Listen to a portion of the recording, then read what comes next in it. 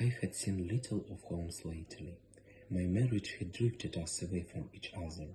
My own complete happiness and the home-centered interests which rise up around the man who first finds himself master of his own establishment were sufficient to absorb all my attention, while Holmes, who lost every form of society with his whole Bohemian soul, remained in our lodgings in Baker Street, buried among his old books, and alternating from week to week between cocaine and ambition, the drowsiness of the drug, and the fierce energy of his own keen nature.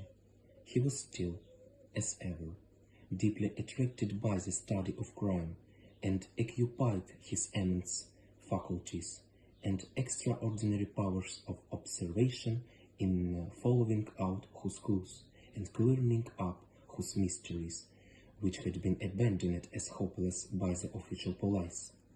From time to time I had some vague account of his doings, of his summons to Odessa in the case of the trap of murder, of his clearing up of the singular tragedy of the Atkinson brothers at Trincomalee, and finally of the mission which he had accomplished so delicately and successfully for the reigning family of Holland.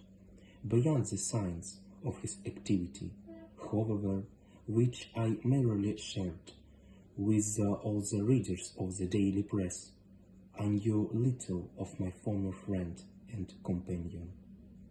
One night, it was on the 20th of March, 1888, I was returning from a journey to a patent, for I had now returned to civil practice, when my way led me throughout Baker Street.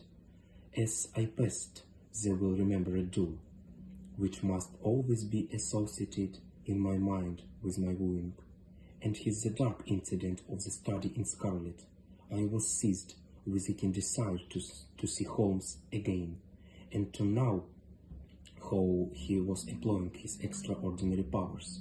His rooms were brilliantly lit, and even as I looked up, I saw his tall, spare figure pass twice in a dark silhouette against the blind. He was pacing the room swiftly, eagerly, with his head sunk upon his chest and his hands clasped behind him. To me, who knew his every mood and habit, his attitude, and manner told their own story, he was at work again. He had risen out of his drugs-created dreams, and was hot upon the scent of some new problem.